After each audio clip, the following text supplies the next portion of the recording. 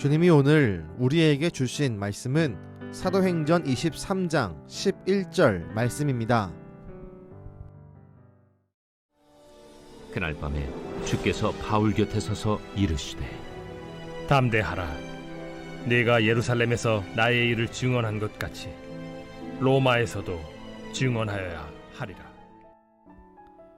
바리새인들과 사두개인들은 바울이 말한 부활에 대한 일로 서로 소란스럽게 논쟁하기 시작했습니다. 결국 천부장은 다시 바울을 병영 안으로 데려가게 됩니다. 그날 밤 하나님은 바울 곁에 찾아오십니다. 그리고 그에게 세 가지를 말씀하십니다.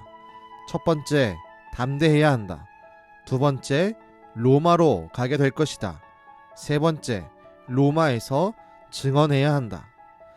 하나님은 사람들로부터 배척받고 비난받으며 결국 병영에 갇혀버린 바울에게 다가오셔서 앞으로의 길을 분명히 말씀해 주셨습니다.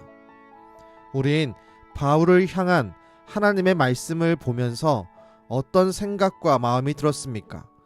과연 바울에게 하신 하나님의 말씀이 바울의 마음을 흡족하게 하는 것이었을까요? 우리가 잘 생각해 본다면 지금 바울에게 필요한 말은 이런 말이 아닙니다. 오히려 바울에게 가장 필요한 말은 아마 이런 말일 것입니다. 바울아, 걱정 마라. 내일이면 풀려나게 될 것이다. 바울아, 걱정 마라. 내가 앞서 전한 그 복음의 말을 결국 유대인들이 듣게 될 것이고 열매를 맺게 될 것이다. 그러나 하나님은 이런 말이 아니라 바울이 계속 갇히게 될 것을 말씀하신 것입니다. 그리고 그 갇힘 가운데에서 복음을 전하는 사역을 하게 되리라 말씀하십니다. 바울의 상황은 변하지 않았습니다. 그는 여전히 병영 안에 갇혀있는 모습이었고 오히려 더 큰 감옥으로 이송될 것입니다. 이것이 하나님의 뜻이기 때문입니다. 하나님은 때로는 우리의 삶에 있는 어려운 부분들을 변화시키시고 풀어내시는 능력의 하나님이십니다. 그러나 때론 주의 일을 위해 하나님은 우리를 어려운 상황 가운데 가만히 두시기도 하십니다. 하지만 그렇다고 방치하시는 것은 아닙니다. 하나님이 그 뜻을 이루시기 위해 우리를 어려운 상황에 두신다면 오늘 말씀처럼 우리 곁에 서 계실 것입니다. 또한 바울에게 말씀하신 것처럼 우리에게 담대함을 주셔서 그 어려운 상황을 견딜 수 있는 힘을 주실 것입니다. 바울은 그렇게 감옥 생활을 시작했습니다. 결국 로마로 끌려가 감옥 생활을 했지만 오히려 그 여정 속에서 하나님의 살아있음을 군인들에게 보여주었고 이방 민족을 구원하는 놀라운 일을 감당했습니다. 또한 감옥에 있을 때에도 교회들에게 편지하며 교회를 돌보았습니다.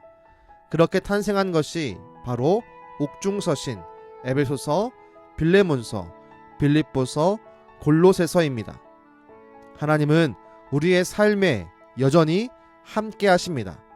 힘든 상황을 견딜 수 있는 힘을 주시고 그 상황 속에서도 하나님을 경험하게 하십니다. 그 하나님을 신뢰하는 오늘 하루가 되시기를 주님의 이름으로 축원합니다. 기도하겠습니다. 주님, 우리의 삶에 때로는 바울처럼 풀리지 않는 상황이 있습니다. 하지만 그럴 때 주님이 우리와 함께 계시며 우리로 하여금 견디고 이기며 승리케 하시는 힘을 주시리라 분명히 믿습니다.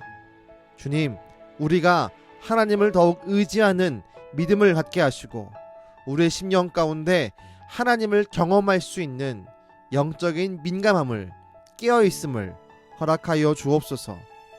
지금도 우리의 모든 상황을 통해서 역사하시고 일하시며 하나님의 영광을 나타내시는 예수님의 이름으로 기도드렸습니다.